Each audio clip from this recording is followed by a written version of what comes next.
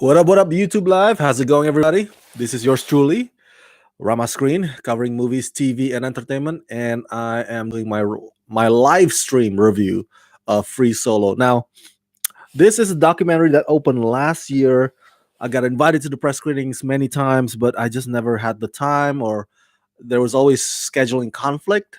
So I didn't get around to actually screening this documentary until now. Now that it has been Oscar nominated for that category, and the Oscars is this Sunday, as you know. So I'm like, you know what? I'm curious because we're all still upset that "Won't You Be My Neighbor" got snubbed at the Oscars. Everybody's like so pissed about that, and I'm on that camp. Like, come on, man, a movie about freaking Fred Rogers, and you can't even give him the time of day. So uh, rightfully so, people are angry that "Won't You Be My Neighbor" did not get nominated. But Free Solo did. And I'm like, because I already saw, I think, RBG and the other nominees as well, but I haven't seen, or I had not seen Free Solo. And then so I figured, like, might as well just give it a shot. I keep seeing advertisements about it, like see it in IMAX screen. Like, okay. Um, I mean, I used to rock climb. I used to do rock climbing when I was younger, and I used to go to Yosemite Park many times. So El Capitan is something that's familiar to me. I live in California. I hang out there sometimes in Central Cali. So I'm like, you know what? I think this could be fun. So I watched it, and boom, it blew me away. Holy crap. This is a remarkable docu. Not just the incredible feat of the climber. I believe his name is Alex Honnold. I just want to make sure I get that right. Yeah, Alex Honnold. Um, he is now, because of this, he is now the first free ride climber to have climbed El Capitan. El Capitan is this really steep uh, rock edge stony thing that's at Yosemite Park. If you if you come from other states and you visit California, make sure you check out Yosemite Park. You will see El Capitan, and it's just a breathtaking thing, man. A natural wonder, and many climbers have accomplished or managed to climb that thing, but with ropes. The difference is Alex successfully climbed the whole thing without ropes, without any safety. Holy crap. So the documentary kind of chronicles the weeks and days leading up to the climb. And so we get to see here his philosophies, his training regimen, how he does his daily workout. He's like some kind of a muscle movement yoga thing that he does to to relax his muscles before he climbs. Um, and we also get to see his relationships, not just with his girlfriend, but also with his loved ones, family, and also fellow climbers. Now, that's when it gets really, emotional and a little bit going into the drama part of it, because it's a lot like the movie First Man. The Ryan Gosling plays Neil Armstrong in the movie First Man, and you keep wondering, like, why do you want to go all the way up to the moon when all these attempts have failed, and some of your fellow astronauts actually died, literally, and now they leave behind widows and orphans. It's kind of like that's the one that kind of crosses my mind and that's what the documentary kind of helps, um, or makes us think about when they show these loved ones of Alex Honnold's. Like, is this worth the risk? These loved ones that you might leave behind if you end up dying, if you fall and die, they're gonna be without their brother or their cousin or their boyfriend in the case of his girlfriend.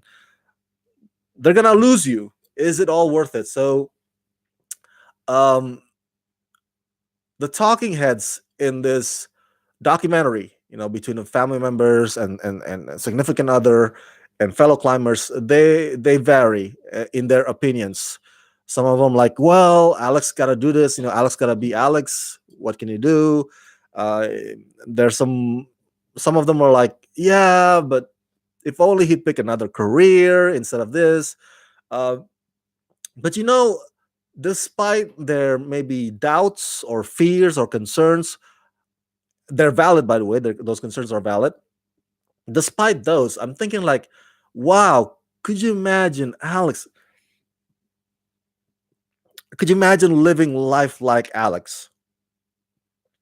The fact that you can do what you love as a means to make a living, because Alex has climbed many mountains before El Capitan, and he's made a name for himself. So he's written books, and he makes income from those books and from speaking engagements. And he also actually he is a humanitarian, so he helps people in Africa, giving them access to electricity and all that stuff. So I'm thinking like the whole time, like, okay, I know that any minute he can die or he can fall to his death, right? Or I can fall to my death if I was Alex. But at the same time, being able to live free, make a living by being out there in the world, and actually manage to set apart some to contribute to help people in need, that has got to be, I mean, there's nothing else can encapsulate American dream better than that. At least in my opinion, at least. It's just like, wow, you know. I know to a lot of people, American dream means like picket fences, settle down, houses, few kids. But to Alex and people like Alex and some of us, being able to be free, doing what you love out there and getting paid for it, and having some to actually, you know, be philanthropists or help out with your community, that's the American dream. And I think so when I watched this documentary, I kind of envy Alex a little bit. I was like, wow, you know, I may not envy the climbing part because I don't know if I could do what he does. But his lifestyle is just like so um, appealing. Now, I want to talk a bit about the technicalities of filming Free Solo, because that itself is also a remarkable achievement in and of itself. In addition, of course, to Alex Honnold's climbing.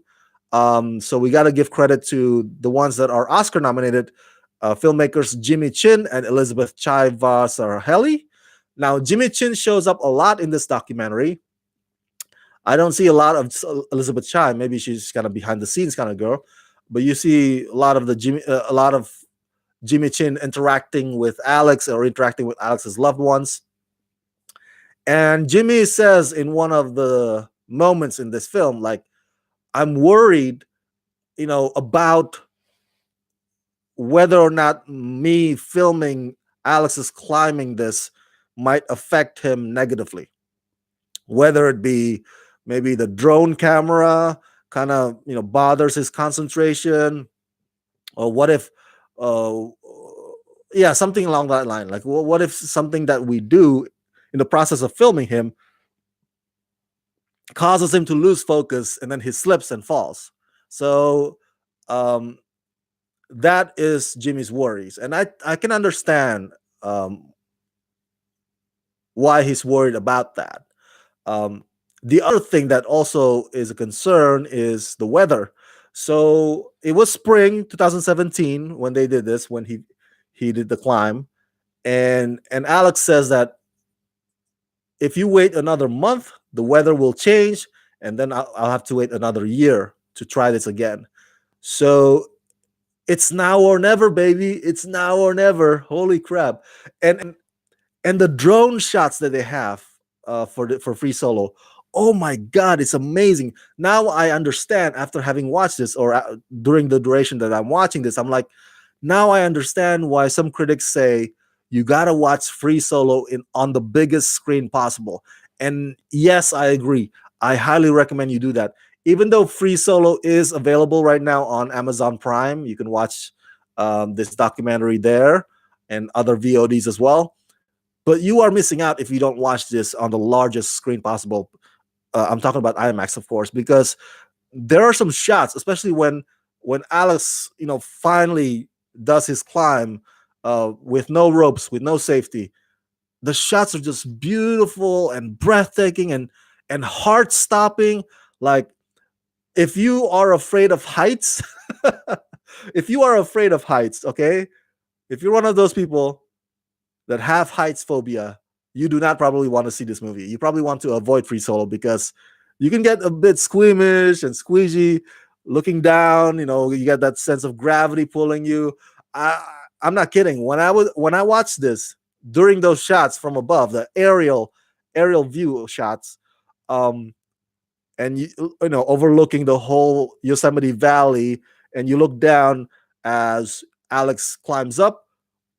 I kid you not, my palms sweat.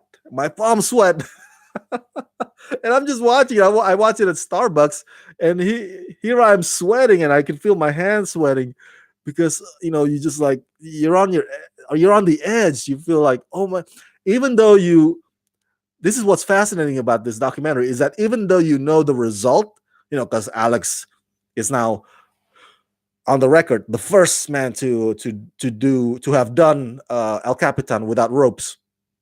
Even though you know the ending, kind of like Titanic, you know the ending. Just the suspense of it, the tense of it, that during that climb scene, it still gets you, man. It gets you, and it has to do with the way that Jimmy and Elizabeth and their crew actually capture those moments. And kudos to them, standing ovation. Uh, their their technical approach in this documentary is just as remarkable as Alex's climb itself. So yeah. Oh man. Now, as I said earlier, I used to rock climb when I was younger, but I'm terrible. I was a terrible rock climber. I was not disciplined, so there's no way I could be a professional rock climber.